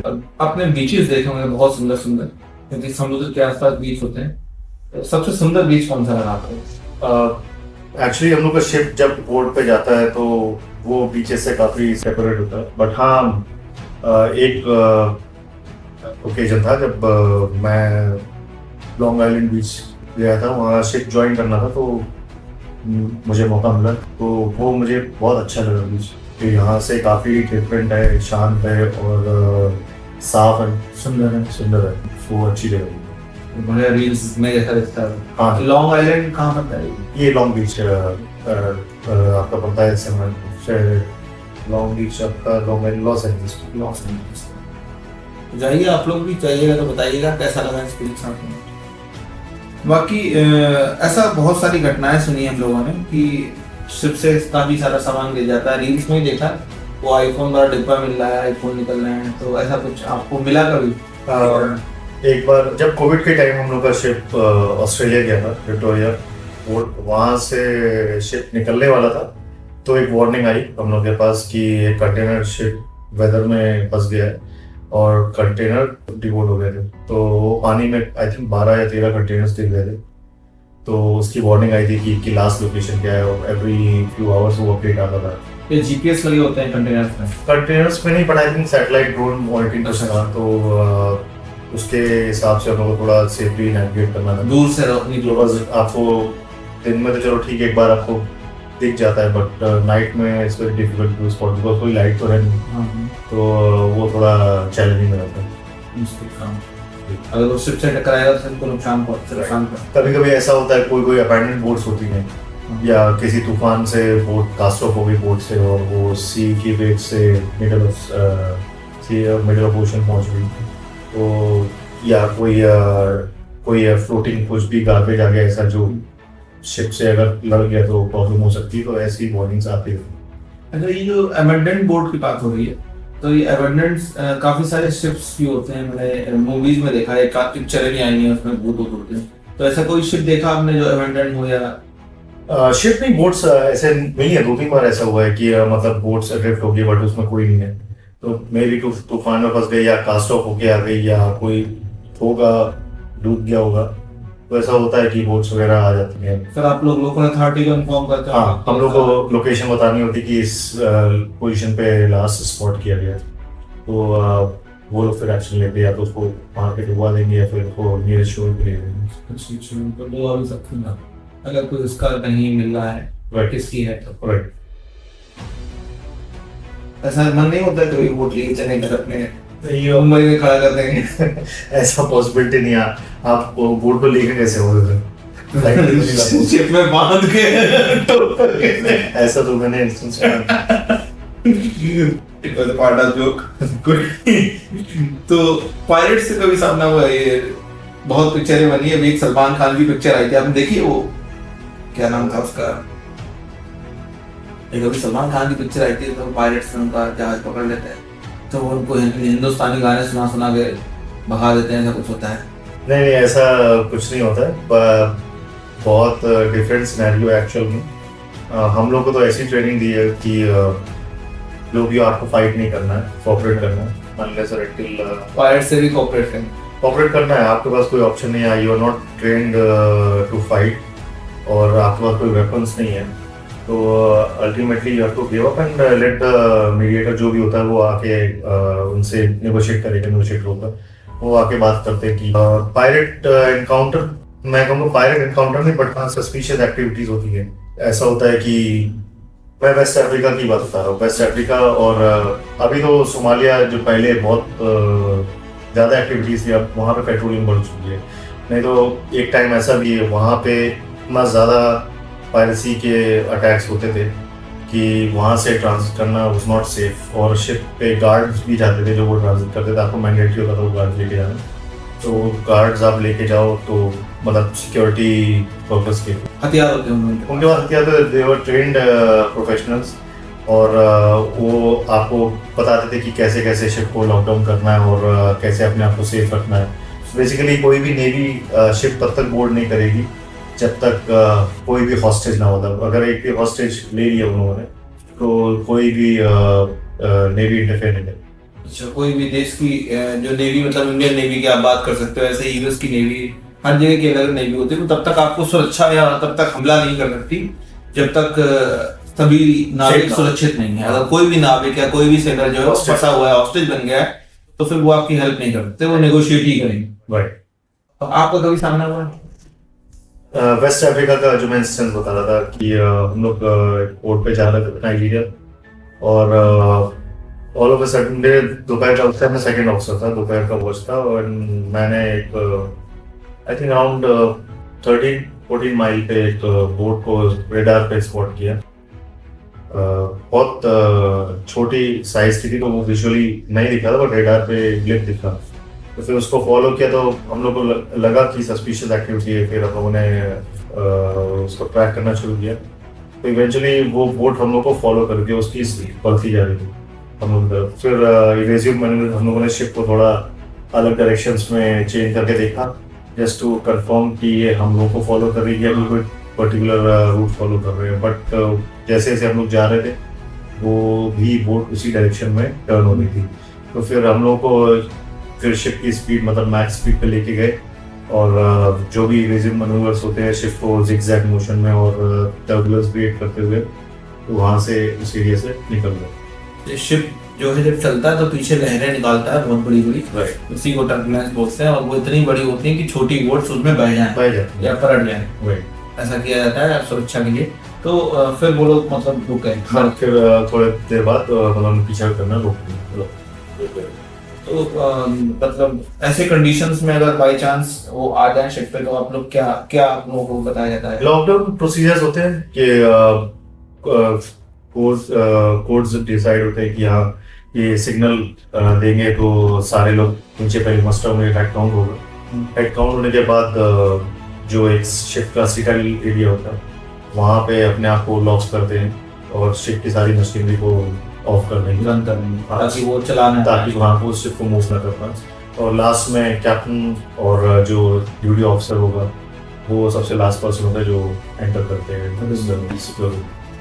तो वो रूम तोड़ नहीं सकता कोई, ऐसा होता है? हाँ, मतलब मैं तोड़ तो सकते हैं अगर उनके पास वेपन होंगे, बट ये है कि आप अपने आप को स्ट्रेंथ, मतलब वो कंपार्टमेंट थोड़ा आइसोलेटेड होता है, उसमें स्टील स्पेशल हार्ड स्टील या ये सब डोर्स यूज करते हैं ताकि इजी ना हो उनके लिए। हम लोग टाइम इज वेरी इंपॉर्टेंट कि जब तक कोई हेल्प आ जाए हम लोग के पास। और कॉल करते होंगे हेल्प के लिए? हाँ, वहाँ पे सैटेलाइट फोन होता है तो आप उससे कांटेक्ट कर सकते हो, कंपनी को इन्फॉर्म कर सकते हो, तो दे विल कोऑर्डिनेट या रीजनल कोऑर्डिनेशन सेंटर हो। कभी आपकी कंपनी का कोई शिप ऐसा हाईजैक किया ऐसा? नहीं, मेरी कंपनी में तो ऐसा कोई इंस्टेंस नहीं हुआ, बट हाँ ऐसे बहुत से न्यूज आते रहते हैं कि ऐसा अटैक हुआ है। बहुत ज्यादा पैसा मांगते हैं?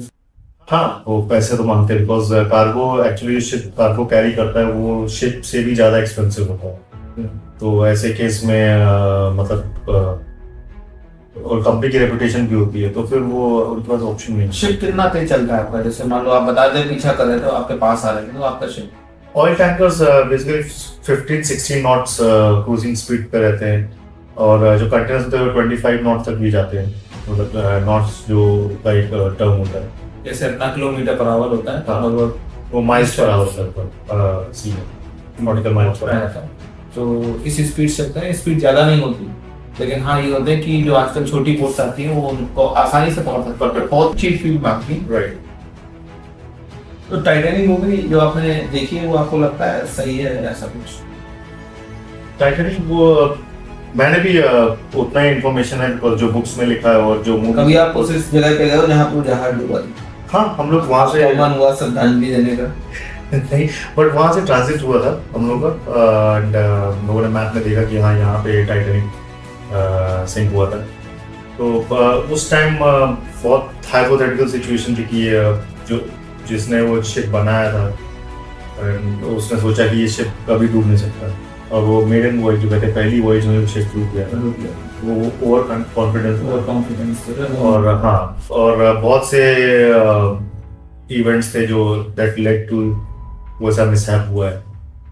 तो आपकी शिप पे भी ऐसी कुछ स्विफ्ट बोट होती है जैसे टाइटैनिक पे नहीं थी, तो आपके यहाँ होती है या नहीं होती है? होती है लाइफ बोट्स वहाँ पे। तो एक्चुअली डिजास्टर बेसिकली यही था शिप पे, जो लाइफ बोट होती है, लाइफ बोट की कैपेसिटी जो थी, जो रेस्क्यू बोट्स होती हैं या इमरजेंसी में आप जो यूज करते हो, तो वो पैसेंजर्स उस लाइफ बोट कैपेसिटी से ज़्यादा, तो इसलिए काफी लोग मर भी गए। तो लाइफ बोट चलाने की ट्रेनिंग आप लोगों को मिलती है? हाँ, लाइफ बोट की ट्रेनिंग होती है हर 3 महीने में। हम लोग को बोट पानी में डाल के और वो करनी होती है, चेक करना होता है engine, everything is working fine. उसमें खाना पीना भी अच्छा है? हाँ, फूड राशन होता है, पानी भी होता है। तो चेंज होता रहता होगा? हाँ, वो जैसे एज एक्सपायर पैक फूड होता है तो वो एक्सपायर होता है तो उसको रिप्लेस करते हैं। फैमिली को अपने साथ फैमिली को रख सकते हैं बट अभी जैसे मैंने बताया कि अब इतने चांसेस कम हो गए बाहर एंजॉय करने के, शोली इतना टाइम टर्न अराउंड नहीं होता, पोर्ट इतने देर शिप रुकते भी नहीं है और हर पोर्ट पे कुछ ना कुछ रिस्ट्रिक्शन होती है, तो अब वो चीज़ें बहुत कम हो गई है। मेरी वाइफ मेरे से सेल कर चुकी है बट उसके बाद ऐसा कोई कन्वीनियंट रूट नहीं मिला मुझे कि इनको वापस फैमिली को लेके जा सकते, बट हाँ अलाउड होती है। मतलब सभी लोग रख सकते हैं या नहीं? सिर्फ ऑफिसर्स को आप लोगों को एक रूम मिलता है प्राइवेट रूम, उसमें आप? हाँ, तो जो मतलब जो आपको कैबिन होता है उसमें ही आपको अपने केबिन में रहते हैं। शिप का इंजन जो होता है वो कितना बड़ा? इंजन अराउंड मतलब हायर साइड में आप जाते जाएंगे तो 20-25,000 किलोवाट तक इंजन पावर। इतना पावर? हाँ, 23,000 हॉर्स पावर का इंजन। बहुत होता है। 3-4 फ्लोर का इंजन होता है। 3-4 फ्लोर का इंजन, आप समझ रहे हो, तो लिफ्ट लगा के ऊपर नीचे जाते हैं। नहीं, स्टेयर्स होती है और बहुत ज्यादा नॉइज होती है, मतलब आप जो इंजीनियर्स होते हैं वो all the time year muffs पहन के रखते हैं, बिकॉज कंटिन्यूस इतने गर्मी भी loud- बहुत होती होगी। गर्मी भी होती है, उतने लाउड उसका जो एक्सपोजर है वो आपके लिए लॉन्ग टर्म में हार्मफुल होता है, आपकी हियरिंग लॉस हो सकता है। अभी एक इंसिडेंस हुआ था शिप का, आपने देखा होगा, यूएस में एक ब्रिज में घुस गया था शिप। टाली इंसिडेंट। हाँ, आपके हिसाब से वो क्या है? उनका तो आई थिंक अभी भी जो फाइनल केस स्टडी है इज स्टिल पेंडिंग, अभी तक पब्लिक नहीं किया है, इन्वेस्टिगेशन स्टिल ऑन। और वहाँ पे अभी काफ़ी उसका जो इम्पैक्ट है उसके बाद से बहुत ज़्यादा फ्रिक्वेंट इंस्पेक्शन होने लगे हैं। कोई भी शिप अगर यूएस पोर्ट जा रहा है तो बहुत थर्ड। मैंने सुना उसमें सारे सेलर्स इंडियन थे। हाँ, उसमें काफी उंगलियां उठी तो हाँ इंडियन क्रू था, बट वही है कि सेम जो लोगों को बाहर नॉलेज नहीं है शिपिंग क्या है, शिप पे क्या होता है, तो कोई भी रूमर फैला सकता है। ऐसा नहीं है कि लोग काम नहीं कर रहे, बट हाँ कुछ चीज़ें वही मिस आउट हुआ, अदरवाइज इतना बड़ा इंसिडेंट नहीं होता। कुछ गलतियाँ होंगी, बट अभी I am not rightful person to say anything, because अभी तक केस स्टडी अभी तक चल रहा है, कोई दिक्कत नहीं। ऐसा बताते हैं कि इंजन फेल हो गया था, इंजन नहीं। हाँ, आई थिंक उनका जो पावर बैकअप था, जो जनरेटर था, जो बैकअप जनरेटर होता है, इमरजेंसी जनरेटर, वो किक इन नहीं हुआ, वो कंटिन्यूस पावर ऑन ऑफ होता रहा, उसको रिवाइव करने की कोशिश करते and eventually it led to collision with the bridge. काफी लोग मारे गए। जी, बहुत से मारे गए। तो लोगों ने बताते हैं मीडिया का एक सिग्नल भी पास किया था जिससे ये घटना छोटी हो गई, वरना बहुत बड़ी घटना हो सकती थी। ये सब मैंने सुना। हाँ, ये वहाँ से शिप के स्टाफ ने प्रोएक्टिवली इन्फॉर्म कर दिया था, पायलट ने एक्चुअली इन्फॉर्म कर दिया था कि ब्रिज को ट्रैफिक रोक दिया जाए, तो उस वजह से वो कम हुआ, जो इम्पैक्ट था वो कम हुआ, उतना ज़्यादा लोग इफेक्ट नहीं हुए, अदरवाइज बहुत लोग भी जान जाते। तो आपका जहाज कितना बड़ा? हम लोग का जहाज अराउंड 250 मीटर्स, 250 हाँ।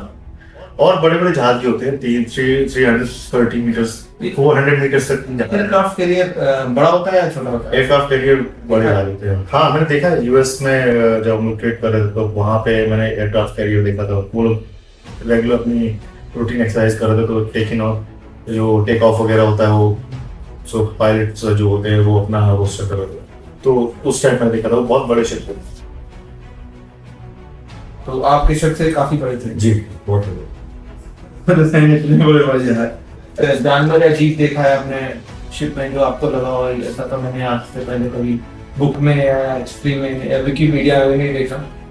विकी ऐसा एक बार हुआ था, बट मैं उस टाइम थर्ड ऑफिसर था, मैं वॉच पे था और नीचे मैं मतलब डिनर का टाइम था, तो एवरीबॉडी वाज बिजी नीचे, मतलब हैविंग डिनर मील टाइम। तो मैं था, तो मैंने एक बहुत दूर से एक ऑब्जेक्ट फ्लोट करता हुआ दिखाई दिया और सी एकदम काम, तो वो बहुत दूर से इस स्पॉट पर भी मतलब कुछ फ्लोट होता हुआ आ रहा है। तो शिप को ऑफ कोर्स मैंने डेविएट किया और बाइनोकुलर से चेक करता रहा कि क्या है। जब वो चीज़ पास हुई तो वो जो वो लेंथ थी आई थिंक ऑलमोस्ट 4 मीटर या 5 मीटर की लेंथ होगी जो फ्लोटिंग ऑब्जेक्ट था, और उसके एक एंड पे आंखें थी और दूसरे एंड पे उसके नॉस्ट्रिल थे। तो मैंने बहुत सर्च किया बट मुझे नहीं पता वो किस टाइप का जानवर था, बट आई के मतलब लग रहा था कि वो नाक से सांस ले रहा है। और फिर जब शिप के पास आया तो वो पानी के अंदर चला गया। तो जब तक मैं किसी को बुलाता, और मैंने कैप्टन को बुलाया, बट जब तक मैं उनको दिखाता वो ऑलरेडी अंदर जा चुका था। तो उन्होंने बस मेरे सर पे ऐसे किया कि हाँ तुम्हें कुछ भी दिख रहा है, बट मेरे को कोई प्रूफ नहीं है।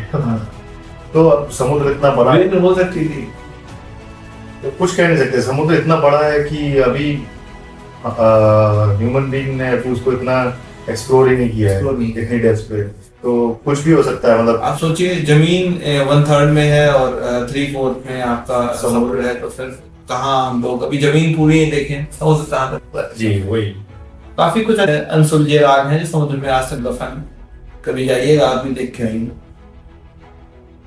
ऐसा होता है कि जैसे आप हर कंट्री में जाते हैं तो आपको हर कंट्री का वीजा लेना पड़ता है? नहीं, एक्चुअली आप जब शिप पे ज्वाइन कर लेते हो तो उसके बाद you are part of the group. तो जब भी शिप किसी पोर्ट पे जाता है आप वहां से आप घूमने जा सकते हो बाहर, उसके लिए वीजे की रिक्वायर्ड नहीं होता है। वहां से शोर पास जो होता है वहां पे इमिग्रेशन वगैरह वो क्लियर करते हैं, उसके बाद आप बाहर जा सकते हो। वो शोर पास वैलिड होता है इतनी जब तक शिप स्टे करते कुछ किलोमीटर के लिए आसपास? नहीं ऐसे नहीं, मतलब शिप के इतना से इतना टाइम है, आपको शिप निकलने से पहले आपको शिप पे वापस आना है, तो वो वैलिड होता है, आप जा सकते हो टाइम के लिए वैलिड होता है।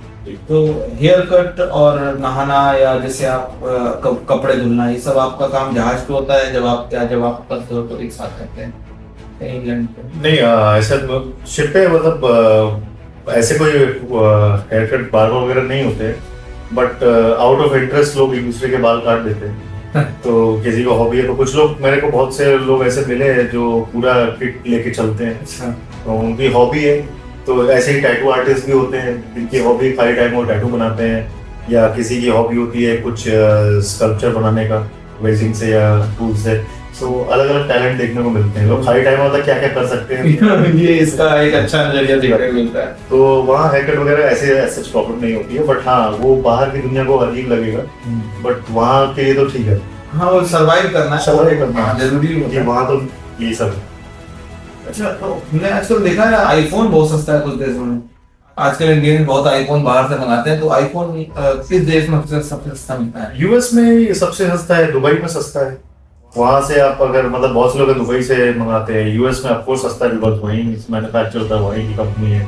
तो मैंने भी मतलब आईफोन वगैरह आप हमेशा वहीं से लेते होंगे? हाँ, मतलब हमेशा पैसा लेना होता था। हाँ, लेना होता है, टैक्स भी नहीं देते हैं और आईफोन के पैसे बचा। हाँ, वहाँ जो टैक्स लगता है वो आप एयरपोर्ट पे क्लेम कर सकते हो, तो वो भी आपको वो भी ले लेते हैं वापस। आप समझ रहे, हर तरफ से फायदा चाहिए इनको। सही है। तो कुछ ऐसे देश के बारे में बताइए जहाँ पर अगर आप जाते हो तो वहाँ पर कोई चीज बहुत स्पेशल मिलती हो या बहुत सस्ती मिलती हो जो इंडिया में बहुत महंगी मिलती है। इलेक्ट्रॉनिक्स जैसे आप कोरिया या सिंगापुर ऐसी जगह जाओ, वहाँ इलेक्ट्रॉनिक्स बहुत अच्छे मिल जाते हैं। जापान है, वहाँ पे यूज इलेक्ट्रॉनिक्स का इतना अच्छा मार्केट है, स्पीकर्स, प्रोजेक्टर, साउंड सिस्टम, ये सब अच्छा मिलता है वहाँ पे। ऐसे ही कुछ कंट्रीज में कहीं कॉफी फेमस है। तो मेरी आदत मतलब अगर मैं जाता हूँ ऐसी जगह, कोई अगर सोविनियर होता है जो वहाँ की स्पेशलिटी, तो मैं वो लेके आता हूँ अपने घर में कलेक्शन। तो काफी कुछ इकट्ठा कर लिया होगा? हाँ, काफी कुछ चीजें इकट्ठा करी हैं। तो और मैं गया था अर्जेंटीना, तो वहाँ पे माते एक ड्रिंक होता है, आपने देखा होगा अगर लियोनेल मेसी, वो एक नारियल जैसा एक फ्लास्क है और उसमें वो देखा मैंने। तो वो एक्चुअली वहाँ का ड्रिंक है ट्रेडिशनल, वो एक्चुअली टी है। तो उसमें फिल्टर लगा होता है और वो नारियल के उसी शेल से बनता है, उसके अंदर गर्म पानी होता है, उसको पीते हैं। तो वो वहाँ का वो मैं लेके आया था वहाँ से। तो ये अर्जेंटीना में तोता भी मैंने सुना बहुत फेमस है। ब्राजील में है, ब्राजील में मतलब वहाँ पे तोता तो ऐसे मैंने देखा, बट हाँ अलग अलग जगह पे कुछ एनिमल्स है जो उसी एटमॉस्फेयर। तो ऐसा इंसिडेंट हुआ है कि आपका शिप का फ्यूल रास्ते में खत्म हो गया? ऐसा तो नहीं हुआ, बिकॉज बहुत जब भी कोई नया वॉयज फिक्स होता है, वॉयज हम लोग बोलते हैं जब नया कंसाइनमेंट आया यहाँ स्पोर्ट से स्पोर्ट जाना है, उससे पहले पूरा एस्टिमेशन होता है। शिप पहले अपना एक प्रपोज रूट भेजता है कि हम लोग ये रूट फॉलो करेंगे, इतना डिस्टेंस है। डिस्टेंस हम लोग पूरा कोऑर्डिनेट के साथ भेजते हैं शो को, वो वेदर के अकॉर्डिंग उसको एस्टिमेट करते हैं कि कहाँ वेदर ज़्यादा खराब मिलने वाला है, कहाँ सपोर्टिंग करंट मिलने वाली है, कहाँ ऑपोजिंग करंट मिलने वाली है। उसके हिसाब से आपका कितना कंजम्पशन होगा, और हमारे पास वो तो होना चाहिए, प्लस कितना एक्स्ट्रा होना चाहिए कि आप बैकअप पे आप उसको सर्वाइव कर सकें।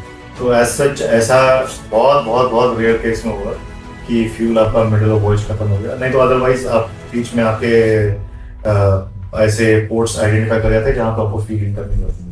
बहुत लंबा वॉइड हुआ तो वहाँ फ्यूलिंग करनी, तो वहाँ कोई ऑप्शन नहीं कि आप इतना स्टोरेज नहीं है आपके पास तो फ्यूल करना है। तो फ्यूल सस्ता या महंगा ऐसा भी होता होगा ना? हाँ, बहुत कुछ कंट्रीज है जहाँ पे फ्यूल सस्ता है, जैसे फुजायरा और ये सिंगापुर, यहाँ पे फ्यूलिंग सस्ती है बम्पिंग वोल्टेज, तो वो थोड़ा मतलब कंपेरेटिवली लेसर प्राइस, तो प्रेफर करते जब भी लॉन्ग वॉयज में होते शिप, तो यहाँ पे फ्यूल आप लोगों को प्रेफर करते हैं। ऐसा भी होता है कि जैसे मैंने सुना अरेबियन कंट्री में फ्यूल बहुत सस्ता है। हाँ, वहाँ पे ये फुजायरा जो एक जगह अच्छा, वो अरे नहीं, कंट्री में मिडिल ईस्ट में एक दिन में कितना फ्यूल कंजप्शन हो जाता है? अराउंड 40 to 50 tons एक दिन में? तो मतलब शिप के जो कंटेनर होते होंगे वो बहुत बड़े होते हैं, मतलब फ्यूल टैंक्स जो होते होंगे काफी बड़े। टैंक्स, हाँ टैंक्स बड़े होते हैं, वही बता रहा हूँ, टैंक्स की कैपेसिटी है, पर तब भी अगर ज्यादा लंबा हो जाए तो फिर इनको डील करने लगेगा। इंस्टाग्राम में ऐसी लाइफ दिखाई जाती है कि आप भैया लोग रील्स बना रहे हैं ट्रेल रंग के कपड़े पहन के, ये टाइटेनिक वाला है, तो मैंने भी देखे। और फिर मुझे लगता है कि मैं क्यों नहीं ऐसे कर पाऊँ यार, मैं ऐसे क्यों नहीं रह पा रहा। देखिए बहुत सी चीजें कहते नहीं है लोग, उसको फैंसी करके दिखाते हैं। रियल लाइफ ये नहीं कहूंगा बहुत डिफरेंट है, बट हाँ है डिफरेंट है, ऐसा नहीं है। लोग अप्रिशिएट कर रहा हूँ कि रील्स बना के लोग मतलब लोगों को गाइड कर रहे हैं, उनसे लोग क्वेश्चन पूछते हैं, इंस्पायर होते हैं। नहीं, मैं अच्छी बात। क्वेश्चन के आंसर जो देते हैं वो तो ठीक है, मैं बात कर रहा हूँ जो बढ़िया बढ़िया रील बना के डालते हैं एकदम, नहीं बट ये मजा आ रहा है वो आ रहा है, तो मजा अपनी मजेदार लाइफ होती है या नहीं होती? आई थिंक सबका वो कहते नहीं एक पर्सपेक्टिव है कि अपनी जॉब को एंजॉय करने का तरीका। तो मैं बस ये बोलूंगा कि वो उस तरीके से एंजॉय कर रहे होंगे, दे आर हैप्पी, तो it all depends on psychology. जो आजकल के युवा ज्वाइन करना चाहते हैं मर्चेंट नेवी, को क्या बताना है? मर्चेंट नेवी के लिए सेम स्टडी करिए, अच्छे से अपने जॉब्स को देखिए, अपनी प्रायोरिटीज देखिए। अगर आपको लगता है कि आप इतना जो लॉन्ग करियर है, इतनी लंबी पढ़ाई है और जो एक हार्ड वर्क डेडिकेशन चाहिए कंटिन्यूस, तो आप कर सकते हैं, कमिट कर सकते हैं। तो ये फील्ड से अच्छी कोई फील्ड नहीं है, बिकॉज यहाँ आप एक जॉब करके आप ईमानदारी से पैसे कमा रहे हैं और फिर जब आप घर पे तो आप पूरा टाइम अपनी फैमिली को दे पा रहे हैं, जो कि अभी नॉर्मल कोई जॉब में पॉसिबल नहीं है, ऑफिस की 9 to 5 जॉब में तो पॉसिबल नहीं। तो बहुत अच्छी जॉब है, बट वही है कि आप उस चीज के लिए प्रिपेयर्ड है। सबसे ज्यादा मुझे लगता है आप कितना अपने घर वालों से दूर रह पाते हैं, ये बहुत बहुत चैलेंजिंग वर्क है कि वो सबसे बड़ा चैलेंज है। और वहीं पे ही बहुत से लोग मार खा जाते हैं कि स्टार्टिंग में तो स्टेप ले लिया, बट वो ऑलरेडी टाइम भी निकल गया, आपकी एज भी निकल गई, पैसा भी लगा दिया, फिर वहां से वापस आना तो फिर you are left with nothing. Sea sickness मैंने वर्ड सुना है, क्या होता है आपका? सी सिकनेस जैसे आप बता रहे थे, आप अजंता अलोरा गए थे, उस चीज को ही सी सिकनेस बोलते हैं कि जब समुद्र को देख के कि आपके चारों तरफ समुद्र है, आप को कुछ हो गया या नाव डूब गई तो आप क्या करोगे, तो इसी को सी सिकनेस। तो आपको फील हुआ था ये? मेरे को फर्स्ट टाइम जब मैं शिप पे गया था, तो एज ए कैडेट जब फर्स्ट टाइम ज्वाइन किया था, तो हुआ था, फील ऐसा हुआ था। मेरे को अच्छे से याद है, कैप्टन डिनर टेबल में बैठे हुए हैं, तो उसने मेसमैन को पूछा, जो खाना सर्व करता उसको पूछा कि ये कैडेट किधर है, तो उसने बोला he is not feeling okay because of the weather. तो उसने बोला I think he is pregnant. तो फिर उसने चीफ ऑफिसर को बोला कि कैडेट को ऊपर ब्रिज पे भेजो जहाँ से शिप नेविगेट करते हैं। तो वो मैं ऊपर गया और हालत तो वैसे ही खराब थी, खाना कुछ जा नहीं रहा था, तो वो मेरे को बोला आपको बाहर ब्रिज पे लेके गया, जो बाहर का एरिया होता है ब्रिज से बाहर का थोड़ा, तो वहां से जोर से हवा चल रही है, वेदर दिख रहा है, सब कुछ ऐसा कि जब भी आगे फ्यूचर में तुम्हें वेदर खराब भी है तो तुम यहाँ खड़े हो जाना और सी को फेस करना और देखना कि अरे तुम जितना अपने आप को रिस्ट्रिक्ट करोगे, डरोगे, ये चीज हॉन्ट करती रहेगी तुम्हें अंदर से। और कल को तुम ऑफिसर बन जाओगे, जो तुम वॉच कर रहे हो, या तुम कैप्टन बन जाओगे, सब तुम पे रिलाई करेंगे कि हाँ तुम कमांड लोगे अगर कुछ इमरजेंसी आ गई है। अगर तुम ही कहीं उल्टियाँ कर रहे होगे तो जहाज कौन सा मार देगा, कौन सा। तो ये बहुत अच्छा लेसन था। आई थिंक उसके बाद से मैंने कभी भी मोशन सिकनेस, सी सिकनेस एक्सपीरियंस नहीं किया। तो काफी अच्छा इंसिडेंस था ये। अच्छा, तो ये आप लोग सुनिएगा और देखिएगा कि किस तरह से आप सी सिकनेस से बच भी सकते हो, क्योंकि जो भी युवा शुरुआत करते हैं वो शुरुआत में ही छोड़ते हैं। जो भी छोड़ने का टाइम होता है, महीने 2 महीने 3 महीने, तो 3 महीने से ऊपर रुक गया वो मुझे लगता है वो सर्वाइव कर गया। वो तो है, ये तो तरीका होता है। कोई ऐसा इंस्पायरिंग पर्सन जिसको आपने जॉब में, जिसने आपको बहुत इंस्पायर किया हो स्टार्टिंग में या अभी भी, हाँ जिससे आप एडवाइस लेते हो? जी, एक्चुअली जो सीनियर बहुत लोग होते हैं, मैं यही बोला सिर्फ इंडिया नहीं, और भी अदर नेशनलिटी में भी ऐसे लोग मिले हैं करने का है। बहुत लोगों का कोऑपरेशन रहा है, गाइडेंस रही है। तो कहते नहीं कि आप knowledge is a never ending process, आप जितना भी लोगों से सीखते रहो कम। तो बहुत सी अच्छी अच्छी चीज़ें सीखने को मिली जिनको मैंने अपनी लाइफ में इंकॉर्पोरेट किया और मुझे बहुत बेनिफिट हुआ इससे। तो उनको मैं रोल मॉडल किसको थैंकफुल करना चाहेंगे आप, एक दो लोग जिनको आप थैंक्स बोलना चाहते हैं हमारे चैनल के माध्यम से? मैं कैप्टन सर का नाम लेना चाहूँगा। दो तीन लोग हैं, कैप्टन नॉबर्ट रेमेलो, आई थिंक आप उनको जानते होंगे, very popular YouTuber, and I have sailed with him. बहुत जेन्युइन और अच्छे इंसान है। One of the captain Vijay Kumar, अभी वो सेलिंग छोड़ चुके हैं, बट जब मैं कैडेट था तो he was my chief officer, तो उन्होंने मुझे बहुत गाइड किया। Now is in HR office. और एक कैप्टन देवुस निकोलाई, वो बहुत ही डिसिप्लिन और कड़क आदमी थे, तो उनसे मैंने बहुत सारी चीज़। ये सिविक छोड़ चुके हैं, मतलब रिटायर हो चुके हैं। रिटायरमेंट की कोई एज होती है? रिटायरमेंट के 60-63 डिपेंड ऑन टॉपिक नाउ। तो इसमें आपका मेडिकल टेस्ट होता रहता है, तो आप जब मेडिकली फिट हैं, क्वालिफाइड हैं, सारे कोर्सेज कंप्लीट हैं, तो आप यू आर एलिजिबल टू से, जब तक मतलब आप, हाँ, आप में क्षमता है आप कर सकते हो। राइट। बढ़िया है। कभी ऐसा हुआ है किसी ऐसे आइलैंड पहुंच गए घूमते घूमते जो जहाँ पर बिल्कुल आपको अलग लगा हो, ये कहाँ आ गए, कौन सी दुनिया आ गए? हाँ, एक इंसिडेंस हुआ था मेरे साथ जब हम लोग वेस्ट अफ्रीका में थे, और शिप को एक्चुअली टर्मिनल बंद था, जहाँ से हम लोग को नाइजीरिया से ऑयल लेना था, ये टर्मिनल बंद था और पाइपलाइन कुछ मेंटेनेंस चल रहा था। तो कंपनी ने बोला कि आप शोर से 300 नॉटिकल माइल दूर जाके ड्रिफ्ट कर दो। ड्रिफ्ट मतलब शिप का इंजन बंद कर दो, खड़े गो विद द फ्लो। तो नॉर्मल ऑपरेशन करो, बस शिप फ्लो होता रहेगा। तो कभी कभी बीच में इंजन चला कर उसको उसी पोजीशन में वापस लेकर हुआ, ड्रिफ्ट होते जा रहा है। तो ऐसे करते करते ऑलमोस्ट 1 महीना निकल गया। 1 महीना? हाँ, 1 महीना निकल गया। फिर पानी की प्रॉब्लम होने लगी, जो ड्रिंकिंग वाटर होता है वो भी लिमिटेड था, पानी की प्रॉब्लम होने लगी, और शिप अब नहीं चला रहा, तो वाटर जनरेट नहीं होगा शिप पे। तो और खाने की जो फ्रेश फूड होता है वो खत्म होने लगी। तो हम लोगों ने इंटरनेट पे सर्च करा, तो पता लगा एक आइलैंड है साउथ में क्रिस पे। वो आइलैंड थोड़ा ही दूर था, तो कंपनी से परमिशन ली, वहाँ पे एक एजेंट को आइडेंटिफाई कराया और परमिशन भी कि वहाँ से जाकर हम लोग अपने ये वेजिटेबल्स वगैरह ये सब ले सकते हैं। तो मैं और कुक था, हम दोनों लोग गए थे बाहर शॉपिंग करने।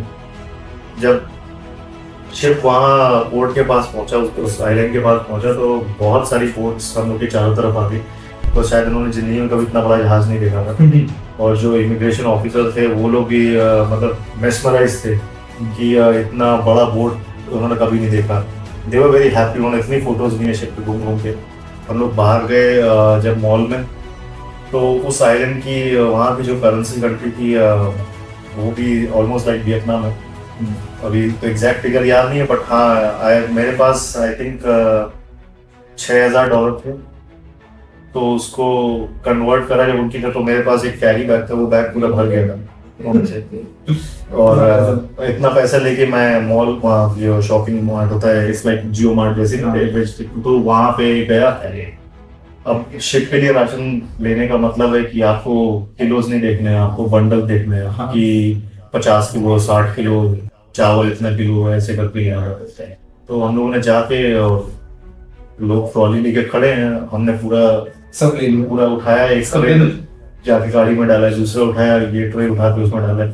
तो किसी ने कंप्लेन कर दी कि ये लोग हम लोग तो सब्जी ले नहीं पाएंगे सब ले लेना। हाँ, तो फिर मैनेजर आया मॉल का, जो आप बोला, उनकी लैंग्वेज भी थोड़ा बैरियर था, तो वो उसने समझाया कि आपको कुछ अगर चाहिए आप पॉइंट आउट कर दो, कितना चाहिए क्या चाहिए, हम आपको गोडाउन से निकाल के दें, आप यहाँ से मत उठाओ।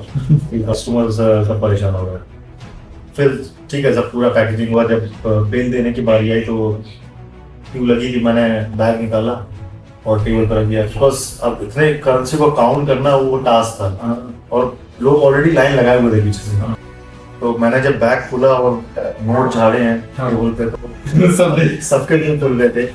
ये पूरे आइलैंड का रास्ता ये सब रेंज जाएंगे। तो बहुत बहुत बहुत अजीबोगरीब और अच्छा एक्सपीरियंस था। मतलब ऐसा मैंने लोग कैसे थे वहाँ के? लोग बहुत बहुत फ्रेंडली थे और इन्होंने आई थिंक कभी इंडियन भी नहीं देखा था। अच्छा, तो पहली बार किसी इंडियन को देखा। First Indian first two in that country. क्या नाम था उस देश? South Tome Principe. South Tome Principe. तो मैं प्रिंसिपल, थोड़ा सा मुश्किल नाम। अच्छा एक्सपीरियंस था वहाँ का। हाँ बहुत अच्छा। दोबारा जाना चाहेंगे वहाँ पे? मैं दोबारा भी गया हूँ उसके बाद। हाँ दोबारा भी हुआ था, बट अब वहाँ पे इंडियंस वगैरह सब पहुंच चुके हैं। बट वो ये मैं बहुत पहले की बात कर रहा हूँ। काफी पहले का। तो क्या सोचा आपने आगे की लाइफ पर? कितने टाइम तक और आप जॉब करेंगे रिटायरमेंट का या? अभी तो मैंने सोच रखा है कि जब तक मेरा बेटा है, अभी जब तक मैं एंजॉय कर रहा हूँ, बेसिकली मेरे को कोई रिस्ट्रिक्शन नहीं है। मैं जब तक अपनी जॉब एंजॉय कर रहा हूँ तब तक मैं करूँगा। और जब मुझे लगेगा कि हाँ अब मुझे अपना क्वालिटी टाइम अपनी फैमिली को देना, तो मैं क्विट कर दूंगा। कोई ऐसा रिस्ट्रिक्शन नहीं है। एंड आई गेस मैंने माइंडफुल इन्वेस्टमेंट करे लाइफ में और सेविंग करी है, तो वो मेरे लिए फ्यूचर में हेल्पफुल होगी। तो यही मैं गाइड करता जो यंग सीफेरर्स हैं, शिप पे जा रहे हैं, ज्वाइन कर रहे हैं, इनको पैसा सब मिलने लग रहा है, तो उसको बहुत एफिशिएंटली इन्वेस्ट करें। ऐसा नहीं है, यूज़ भी करें, खर्च करें, इंजॉय करें, बट ये बी माइंडफुल कि कल को कोई भी इमरजेंसी होती है, if you are bread winner, sole bread winner of the family, तो ये सब चीज़ें बहुत चैलेंजिंग हो जाती है। तो अपना फ्यूचर सिक्योर करें। तो आपने अभी तक इस जर्नी में सीख क्या मिली आपको अपनी मर्चेंट नेवी की लाइफ से? आपने बताने को क्या सीख लिया? सीख डिसिप्लिन मिला है और आई थिंक जो ऐसा होता है, आई थिंक सीफेरर होते हैं वो कहीं भी घुल मिल जाते हैं, किसी भी आप गैदरिंग में उनको बिठा दो, नए रिश्ते बहुत बन जाते हैं, बहुत बहुत इजीली किसी से भी मिल जाता है। बिकॉज हम लोग इतनी मल्टीनेशनल क्रू के साथ काम करते हैं और लिमिटेड टाइम होता है, 3-4 महीने कॉन्ट्रैक्ट है। उस कॉन्ट्रैक्ट में आपको कम से कम 20 तो जैसे क्रू हो गए, उसके बाद उनमें से भी आधे चेंज हो जाएंगे। तो इधर नए दोस्त हर बार लोग कभी कभी रिपीट होते हैं, कभी कभी नहीं होते हैं, तो हर बार आपको अलग अलग लोग मिल रहे हैं, उनके संग काम करना, उनसे अपना काम करवाना, उनको जॉब एलोकेट करना, तो ये सब चीज़ें आपके कम्युनिकेशन स्किल्स और लीडरशिप को इवॉल्व करते हैं। तो यही चीज़ आप जब बाहर की लाइफ में, वो तो हैबिट बन जाती है, आप जब बाहर की लाइफ पे जाते हो, लोगों से मिलते हो, कम्युनिकेट करते हो, तो आई थिंक उसका इम्पैक्ट बहुत अलग होता है और बहुत जल्दी आप दोस्त बना दिया। कम्युनिकेशन में आपने लैंग्वेज बहुत कॉम्पिटिटिव की है, मतलब आप जाते हो तो हर देश के लोग मिलते होंगे। मैंने ऐसे मतलब कोई स्पेशलाइजेशन, आई थिंक इंग्लिश जो इंटरनेशनल लैंग्वेज है तो एक्सेप्टेबल, जो बहुत कंट्री में बोली जाती है, ऑल्दो कुछ काम कंट्रीज में जैसे इटालियन हो गई या स्पेनिश हो गई तो उनका इन्फ्लुएंस ज़्यादा था, या चाइना, वो लोग इंग्लिश में थोड़ा, मतलब बहुत से लोग जो लोकल्स हैं वो इंग्लिश नहीं बोलते हैं, तो वहाँ थोड़ी प्रॉब्लम होती है। बट ऑफ कोर्स मैं अभी इंटरनेट है, ट्रांसलेटर है, तो आप यूज़ कर सकते हो, अब प्रॉब्लम नहीं होती, पहले होती थी। तो आजकल के युवाओं को जो मर्चेंट नेवी ज्वाइन करना चाहते हैं, आप क्या बताना चाहेंगे? किस तरह से वो आगे बढ़े हैं, किस तरह से वो आपसे कनेक्ट हो सकते हैं अगर आप वो कुछ जानना चाहते हैं आपको? जी, आप तो आपका उसमें लिंक रहेगा, तो आप मेरी प्रोफाइल भी वहाँ से कर सकते हैं, यूट्यूब पे, मेरे इंस्टाग्राम पे उसका लिंक आप डाल दीजिए। बाकी कोई भी क्वेरी हो, यू मोस्ट वेलकम। मैं जितना हो सकेगा हेल्प करूँगा, या जितना एक्सपीरियंस होगा शेयर करूँगा।